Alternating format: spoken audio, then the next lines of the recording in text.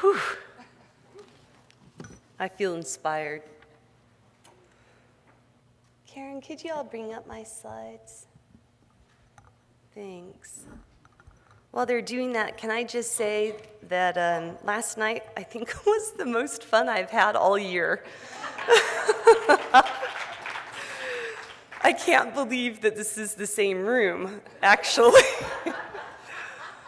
There's way more sober people here this morning. It's probably good. I want to share an exciting update in my life. Since the last time we got together for the 2014 conference in Nashville, I finally completed my PhD. Yes. Thank you, but I know what some of you are thinking.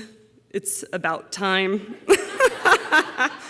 7 years later, yeah, it's about time. I defended my dissertation in 2015 on April Fool's Day.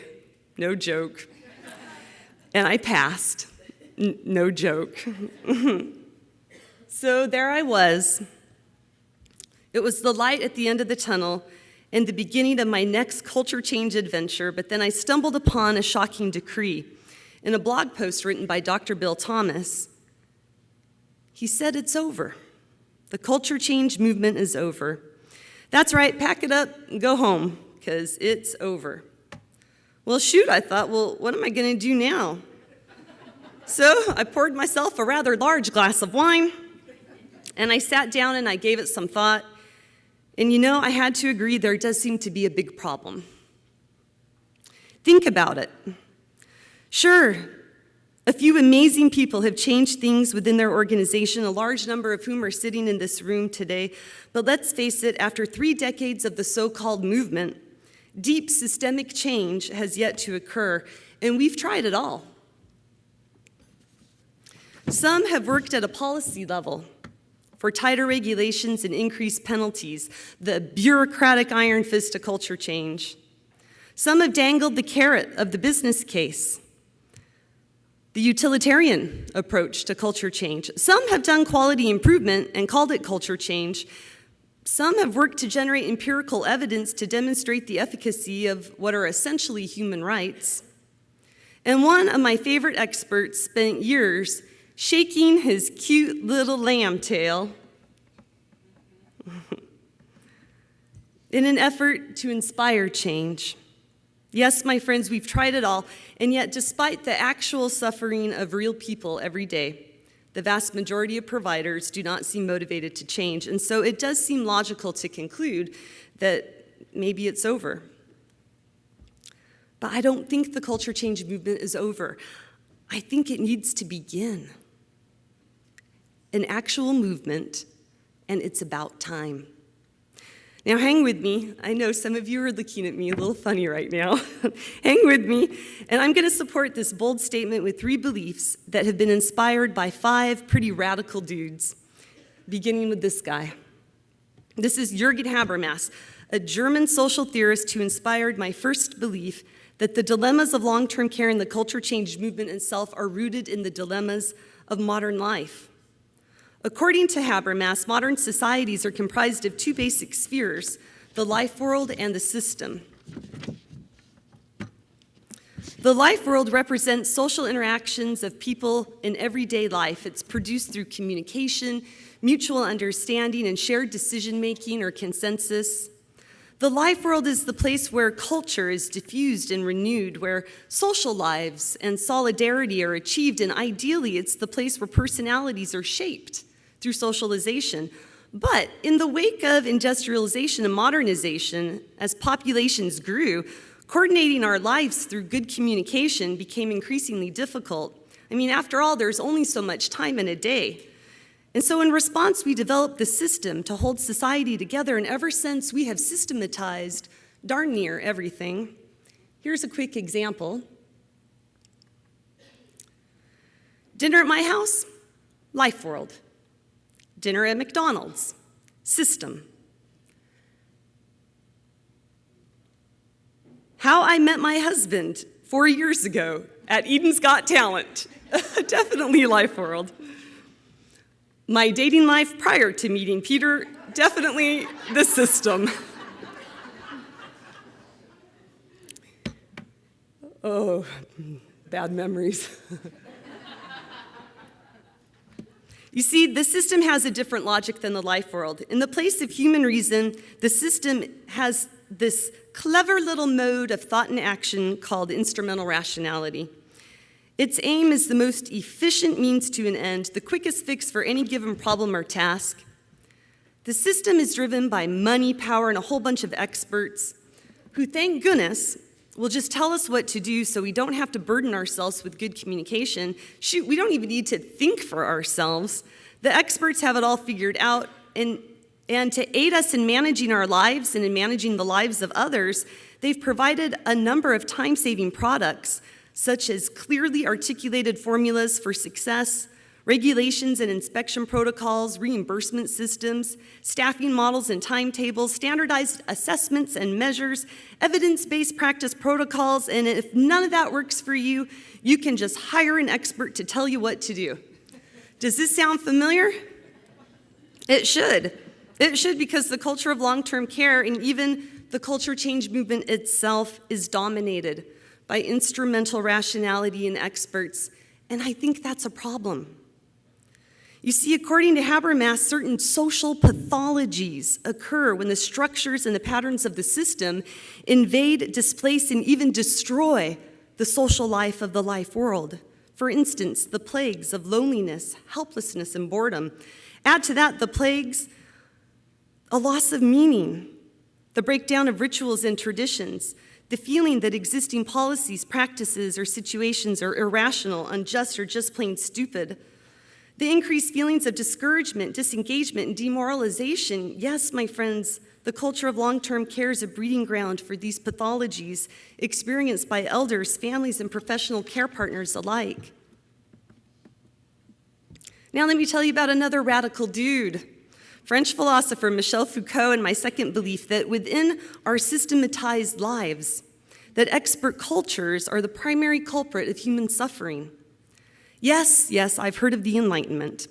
I understand that expert cultures have given us many important advancements, but we need to keep the experts at bay. Not only does their instrumental rationality lose its magic when it's inappropriately applied in the realm of the social, but experts also tend to rob people of their critical potential, and they breed a culture of passivity and dependence as people turn to experts for the quick fix, the recipe, the answer. Oh, just tell me what to do. Give me the thing, the tool, the assessment. Tell me what culture change is, and I will implement it. The life world of long-term care and the culture change movement itself have become colonized by far too many experts and their discourses, which control and exclude the experiences and forms of knowledge held by elders, their families, and professional care partners. As a result, people are treated as objects to be manipulated or dominated, or as passive recipients of benevolent but paternalistic change strategies, rather than as decision makers and citizens. But that's not all. Expert cultures also lead to increased silos, as each expert discipline tries to protect a certain turf. Rather than bringing people together, the disciplines are increasingly divided. Consider how many specialized disciplines work in the context of long-term care. This morning in the shower, I counted 25. Now, how would you like all of those experts in your home?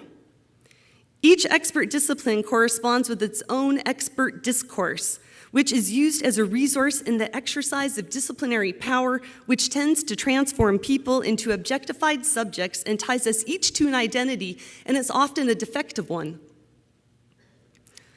This is what Foucault meant by his famous dictum that knowledge is power. He meant that the disciplines produce knowledge, which produce subjectivity, which produce power, which produce more knowledge, and so on in a mutually reinforcing manner. Today's struggles, according to Foucault, and I happen to agree, are in opposition to the effects of power linked with knowledge, competence, and qualification. Struggles against the privileges of knowledge. Now, if we apply this lens to the culture change movement, then the quest for change requires us to break free of the expert discourses that structure and perpetuate it, and to seek instead alternative sources of knowledge, those that have been excluded and ignored. This leads to my third belief in this radical dude, and it's not Jerry Garcia. This is Paulo Freire, a Brazilian philosopher and education theorist, and Freire said, "Any situation in which some people prevent others from engaging in the process of inquiry or change is one of violence. To alienate people from their own decision-making is to change them into objects." I share this conviction, and I believe it applies across the board in all situations and most certainly to the culture change movement. Any change initiative that fails to engage people as authentic participants in all aspects of the culture change process is simply not a culture change. So here's my third belief, inspired by all three of these radical dudes. Culture change calls for a revitalization of the life world. Some people say that long-term care is a broken system, but I argue the chief problem is that long-term care is treated as a system, and that systems thinking or instrumental rationalities and experts have invaded the living, breathing life world of long-term care like a parasite. We don't need a better system. Albert Einstein said, "No problem has ever been solved with the same consciousness that created it." Culture change calls for a change away from the system and toward human reason, honoring the experiences and the knowledge of community members. All people and all groups have a right to speak for themselves in their own voice and to have that voice accepted as authentic and legitimate. Culture change calls for a revitalization of the life world. That is a returning of inclusive networks of communication among actual people who share their life experiences as they work together toward a better tomorrow. And through this collaborative action with others, we can develop a greater consciousness of the conditions in which we find ourselves, and with a range of meanings, instead of a single authoritative interpretation, address the question, where do we go from here? Drawing on the words and wisdom of another radical dude, culture change pioneer Barry Barkin.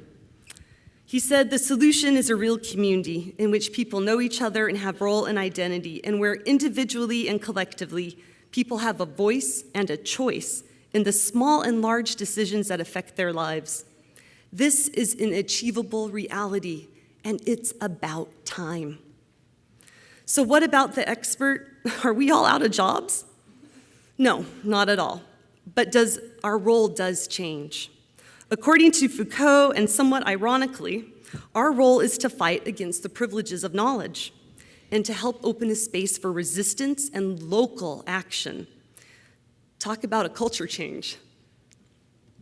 As I conclude, I want to turn to one more radical dude, Dr. Bill Thomas, who says he is tired of shaking his cute little lamb tail in efforts to inspire change. And today, he describes his new strategy as the way of the tiger. The way of the tiger, which he defines as an aggressive, proactive approach to change. Dr. Thomas is calling for a new era of local, community-oriented engagement to help engage, educate, organize, and support elders and their families in their own change efforts within their own communities. This is culture change by the people, for the people. I love Tiger. Yes, I love Tiger. Tiger helps us escape the iron cage of modern life, to release ourselves from the clenches of a dehumanizing system. Tiger lives in the life world. We live in the life world. Elders in long-term care live in the life world. So let us gather our ambush of tigers and release a collective roar. Roar! Thank you.